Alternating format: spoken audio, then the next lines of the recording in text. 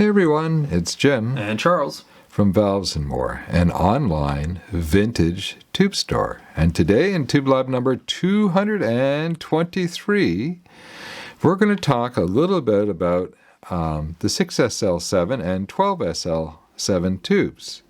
And we're going to do some live recorded comparisons. Yeah, it's been a little while since we've done that. Yeah, and we spent a while looking for a different track, a different test track, and I think we found a good one. Yeah, hope so. Yeah. We'll actually talk about it in a minute. But first, caution everyone, electronics and tube amplifiers can have very high voltages present, which can be lethal. Exercise extreme caution when working around them. Always consult a professional technician when in doubt. Well, what do you do when your favorite high-gain tube is mostly extinct? Well, you make some. This might sound familiar since we said the same thing on the 6SN7 video. Yeah. Well, I think it holds true. It does. Remanufacture would be a more accurate term, and we simply call them rebased tubes. In our inventory, when you see, let me grab a poker here, when you see an R at the front of our inventory code, you know right away that it's a rebased tube. Now, why does any of this matter? Why not just design new tube gear for the higher gain, more flexible 12AX7? And actually, it's even smaller by a long shot. Well, maybe not so much smaller than the Japanese tube. I think I'm getting ahead of things. But yeah, why not just use the modern 12AX7? There's modern versions of it available, and they're more affordable than the vintage 6SL7s. Well, the 12AX7 as a whole, vintage and modern, is a very flat-sounding tube, mediocre at best. I would describe it as, meh. Yeah, there are some good sounding 12AX7s out there, but there aren't a lot of them. They're getting rarer. We try to stock the ones that we really like, but even so, we would rather take a good 6SL7 over something like 12AX7 any day. Wait a minute, you've just paraphrased my next two lines. Yeah. No, I don't know where I am anymore. Yeah, I mean, we have a couple of really good vintage 12AX7s that we get behind. And we're always looking for more. It's possible there's still some hidden stuff out there. Yeah. I mean, we know of some more. They're extinct. So, yeah. But yeah, if you compare a vintage Sylvania 6SL7 or 12SL7 to the 12AX7 types, there's just no comparison. The Sylvania tubes have a warm, rich sound that when you put them into a phono stage, it's just the sound is just to die for. It's just everything I think everybody expects in a tube. Mm-hmm. And now, I should mention, and I'm going to have to mention more often, because I think a lot of newbies to tubes don't realize that a 6SL7 and a 12SL7 are the same tube, yet they are different. They're not intercompatible unless if the amp has been designed to switch your filament voltage. That's what that first number is. 6 is 6 volts, 12 is 12 volts. You can't run them interchangeably unless you could switch that. Yeah, and now that North American numbering system holds true across all tube types. So the 6SN7, for example, is a 6-volt filament, and the 12SN7 is a 12-volt filament. Yeah, I think everybody got it. Yeah, now there were North American tubes that were made with military code standards on them, and there's some other weird stuff out there, but if it was a general consumer tube, it should follow that standard. Yeah. So be careful when you're buying tubes. Sometimes I think people get into the store and they see 12SN7 bad boys and they buy. And then we get a message saying, hey, why aren't these working right? Yeah, it happens. Anyways. Well, back to the topic here. So our favorite tubes are going extinct. What do we do about it? Well, in our case, we're rebasing some of them from a different base over to an octal one, so we can use them in the same spot easily. Yeah, do you want to show that off, Charles? Yeah, let's pop this up on screen here. So this is one of the ones that we've converted over from a loctal into an octal. And this is one of these beautiful angle plate 7F7s or 6SL7s. Yeah, it's probably, the second or third generation. So these were made probably in the second half of the 1950s. And possibly into the early 60s. The very last version is very similar to this, but it had much less gettering on it. So they had improved their vacuum technology at that point. Yeah. And these are great sounding tubes. And that's actually a pretty good indicator of the era the tube was manufactured in for quite a few manufacturers. Sylvania, for sure. The amount of chrome dome that you see starts off in the 1930s with a lot. Like most of the glass covered. Yeah, the glass will almost be completely covered, if not fully covered. And then slowly over time, the vacuum equipment gets better, and they get more confident on how much gettering they need to apply. And probably improved their gettering formulas too at the same time as time went on. Yeah. Yeah, so that's one of the rebased ones here. But what else can you do? Well, you can grab the 12-volt version like we were just talking about. And this is essentially the octal tall version of this same tube. So it would have been made around the same period.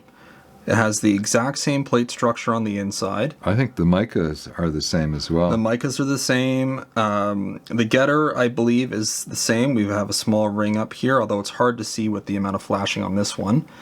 And the only major difference is that this one is the 12-volt version. Yeah. Now, when we first started making universal kits, and that's what the universal means. It means that it can use a number of different types of tubes, particularly different filament voltages. So it can use the Kit Phono Preamp. In fact, the new modern line Kit Phono Preamp that's coming out is I would say it's just a variation on our classic line that has been really quite popular, and they both have switchable filaments, so they can take the 6-volt version or the 12-volt version. Or if somebody out there discovers some weird voltage version out there, it'll be able to take that too. Just swap out the DC supply. Yeah, so long as there's a switch mode. And there's actually switch modes have come a long way in voltage options. I can remember years ago when I first came up with the concept. I could only find a 7-volt switch mode, so we had to actually drop the filament voltage. Yeah, we had a little dropping resistor in the very first version of the universal kits. And then along came 6-volt switch modes, and yeah, we were all over it. Yeah, they work beautifully. Yeah, they're perfect for 6 volts DC is just fine for a 6.3-volt filament. Yeah. Okay, and we have one last tube here, and it's completely unrelated from the other two. And Dad kind of gave away the game earlier. This is actually a Japanese production. And it's got this beautiful Saturn logo on it, matching with the box here. I'm not familiar with the Saturn brand, but the tube itself was actually made by Hitachi. And if I rotate it here, you'll be able to see their logo maybe. It's right there, that little tiny guy. Right.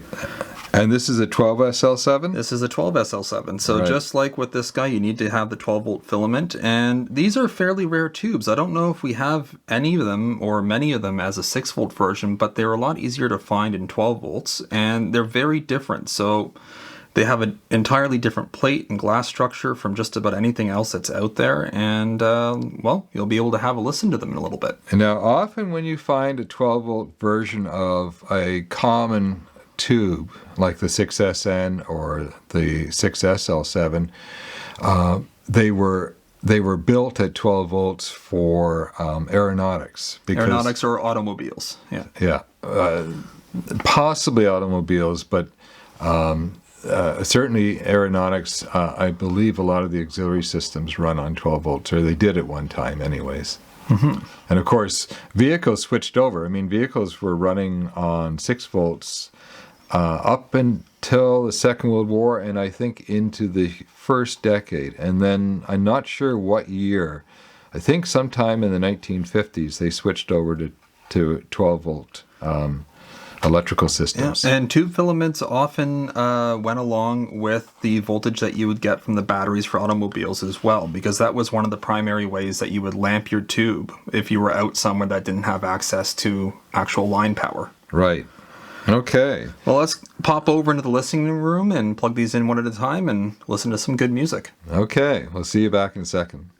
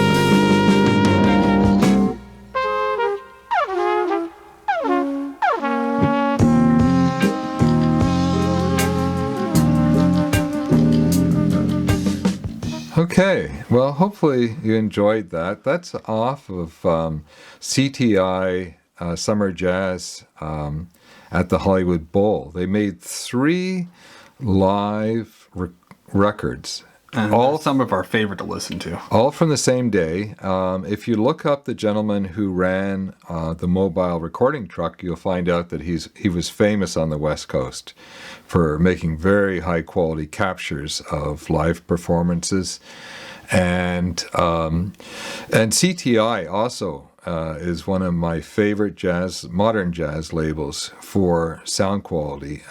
C&T, that's Creed Taylor. He took a really personal interest in everything to do with the business. He's my kind of business owner. Charles and I, whenever we come across something that's well done, we always look at each other and we say, somebody cared. Somebody cared. And in this case, I think a whole bunch of people cared because everybody brought their A game on these albums. Yeah. Anyways, these are very affordable. All three of them, you can still find them. I found, look at the condition of this. It's a used record, of course. And the track we were listening to, let me just get it out here, was the last track on side 2, and that's People Make the World Go Round. And I chose that track particularly because the times that we are living in are precarious. They are stressful. They are worrying. And I find refuge in music. It's a good place for me to go and relax and just forget about the shit that's going on. So anyways, and that's a great track because it's got some micro details, it's got some high frequencies, and it was very well recorded. So hopefully you enjoyed it. And we're playing it on the new modern line phono preamp that will be coming out fairly soon. We actually have all of the parts are in stock, and we just have to film. Actually, what we have to do is we have to finish up with the Rocket preamp, the 6N1P preamp.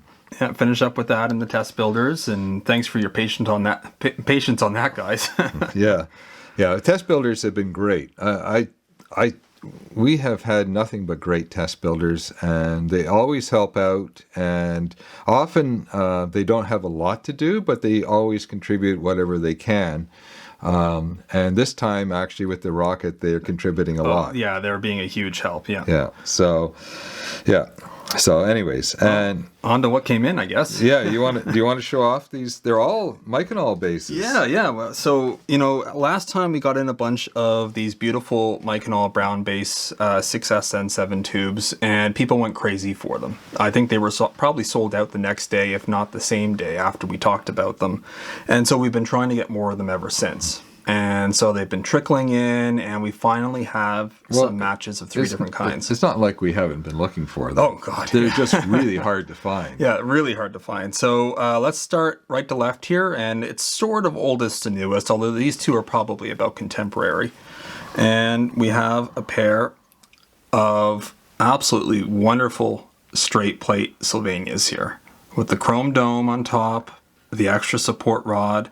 Sorry if this is a little bit blurry. Look at the inventory number 4. That's the 4th tube I put into the store when I first made the store. Yeah, I have no idea where you got one of these back then, but this is probably the hardest out of all of them for us to find here, are these straight plate GT equivalents, and they are just wonderful sounding tubes. Now, if you have a Myconol bass, a brown bass tube, it is almost certainly a JAN tube, a Joint Army Navy or a mil-spec tube. And not always, but almost always. Yeah, there were some industrial tubes that were made with them, but for the most part, they were military spec. So we've got one pair of those, and we have one pair of each of these. And here we have the later version of the same tube. These are the GTB equivalents, although they might even be GTA angle plates, but they do have the lighter getter from the GTBs. So this could just be labeling based off of military contracts. But again, we have Myconol bases. We have the later angle plates that Sylvania was fond of. Yeah, and you're going to find variations in the shade of brown for myconol bases because it's a natural product. That just happens. They can be different across the board. So I think they did put some color into it, but the actual, what is it? Is it called a phenolic resin? Yeah, the actual resin is this color naturally. So maybe somebody forgot to add some tinting to this batch. And but yeah, otherwise these are the exact same. And more of that Sylvania greatness. We can't say enough nice things about Sylvania 6SN7 tubes. They're just great tubes. And for something a little bit different over here, we have some Raytheon produced versions of the 6SN7 brown base. And these are also incredibly rare. We don't see them too often, and they're very different looking. Yeah, and I'm not a huge fan of the later, more modern Raytheon tubes at all. But the early types like these, they were a completely different breed of tube. And at that time, I think Raytheon was doing a lot of hand assembly and really cared about the product they were making. Later on, they became kind of the cheapest tube on the block company. But clearly this tube was not made cheap. No. This was made to survive war, aircraft use, whatever it was. It is extremely robust. You can tell the plate structure is sunken in to help with vibration. They have the extra tines on here. And yeah, we've got one matched pair of these guys too. So they're all in the store already. So if you're interested in them, you better hurry up because they're probably not going to last the day. And we're going to keep looking for more of these guys for you. Well, if you stayed till the very end, here's some discount codes to help you out. There is a secret code that's quite easy to figure out, and a lot of people get it. And we can reach almost everybody around the world with flat rate $20 shipping. If you live in a difficult to ship region, contact us before ordering because mail forwarding is probably, or parcel forwarding is probably the only good option. But for most of you that have good solid post offices, we can get to you for $20. And if your order is $150 or more after discount, the shipping is on us, folks. Stay safe, everyone. Be chill. This is Jim. And Charles. Signing off. Cheers, everyone.